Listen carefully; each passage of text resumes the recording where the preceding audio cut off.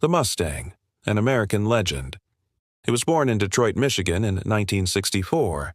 Ford called it a pony car, but America called it freedom on four wheels. Within months, the Mustang was everywhere. Students drove it to colleges in California. Soldiers returning from Vietnam saved money just to buy one. Businessmen in New York wanted the power and style. The Mustang was more than a car. It was a symbol. But the story has a darker side. While Mustang sales exploded, other muscle cars were disappearing. Pontiac's GTO had a strong start, but then it was gone. Dodge Challenger and Plymouth Barracuda had loyal fans, but none could stand up to Mustang. Why? Some historians blame poor planning. Others whisper that Ford had connections that killed the competition before it even had a chance. At the same time, rumors spread across Detroit. Old factory workers told stories of secret deals. They said Ford engineers stole design ideas from rivals and buried them. They said marketing teams knew exactly how to manipulate the American dream. People didn't care. They wanted speed, style, and Mustang gave it to them. By the late 1960s, Mustang had become unstoppable.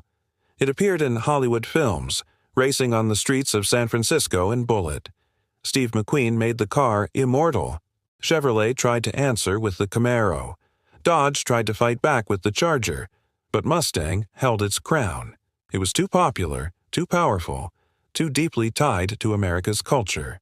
Yet, deep inside Detroit, the whispers grew louder. Ford didn't just build a car, one worker said. They built a machine to control the whole market. Nobody outside knew what that meant. Some thought it was just jealousy. Others believed it was the beginning of a conspiracy that would last decades. And then came the 1970s. A storm was waiting. The oil crisis of 1973 hit the United States hard. Gasoline prices doubled.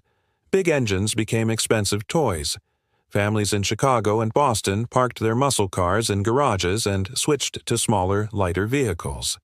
The muscle car era seemed dead. One by one, legends vanished.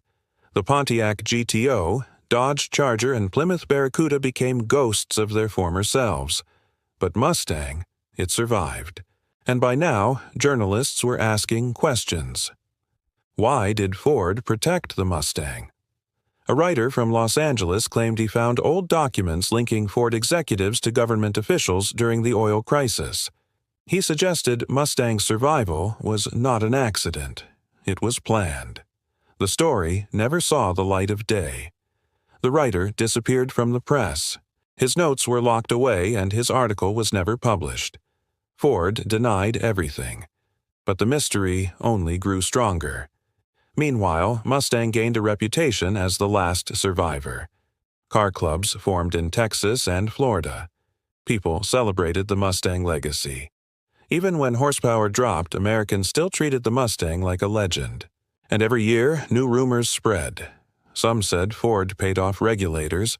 Others believed Mustang was protected by people high in power. The 1980s and 90s were tough times for America. The economy was a roller coaster, and the gas crisis made people change their driving habits. Japanese cars flooded the market with cheaper, more fuel-efficient options. And suddenly, Chevrolet, Dodge, and Pontiac couldn't sell muscle cars anymore. But Mustang kept selling. It just kept getting better and more popular. Behind the scenes, though, the story was far from glorious. Old employees started talking again. They claimed that every Mustang redesign was secretly backed by the government. A former journalist in San Francisco even claimed that his source told him about a secret meeting in Washington during the oil crisis, where Ford executives promised to make Mustang smaller and cleaner if the government let it live. And the deal was made. The Mustang lived to see another day. Of course, none of this was ever proven. All the documents conveniently vanished. But the Mustang's record spoke for itself. It was the only American muscle car to ever make it to the modern era. Through gas shortages, recessions, and ever-changing laws, Mustang survived. The 90s brought another twist. While Pontiac and Plymouth faded into oblivion, Mustang became a star again. Special editions, racing wins, and movie appearances brought it back to the top. And still, no one could explain how it kept dodging failure. By the late 90s, car clubs across America began calling it the immortal muscle car. Conspiracy theories exploded. Some believed Ford made a secret pact with the government. Others claimed Mustang was untouchable because it represented America's spirit. But one story from a retired factory manager in Michigan kept Mustang fans up at night. He said, "The Mustang didn't just survive, it was protected, and if you knew why, you'd never drive one again."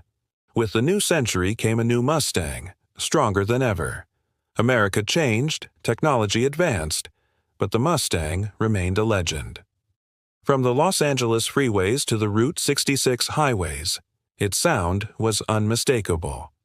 Chevrolet tried to revive the Camaro.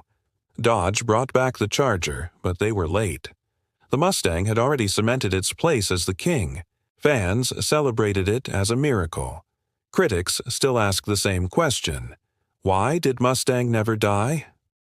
In 2010, a group of car historians in New York dug deeper. They uncovered old memos showing Ford executives predicting sales drops years before they happened. It was too accurate. It was like they had information no one else had. The memos vanished shortly after being discovered. By 2020, the Mustang was not just a car, it was a mystery. It had lived through 6 decades, countless rivals, and endless crises. It became electric with the Mach-E, yet the original V8 still roared. No other muscle car in American history had ever pulled this off. Some said it was because of the culture. Others believed in secret deals. But a few whispered something darker. The Mustang was always meant to be more than a car. It was designed to last forever, no matter the cost. And today, when the engine roars on highways from Detroit to Miami, one thought remains. Why did the Mustang survive while others vanished? Was it strategy? Was it fate? Or was it something America was never meant to know?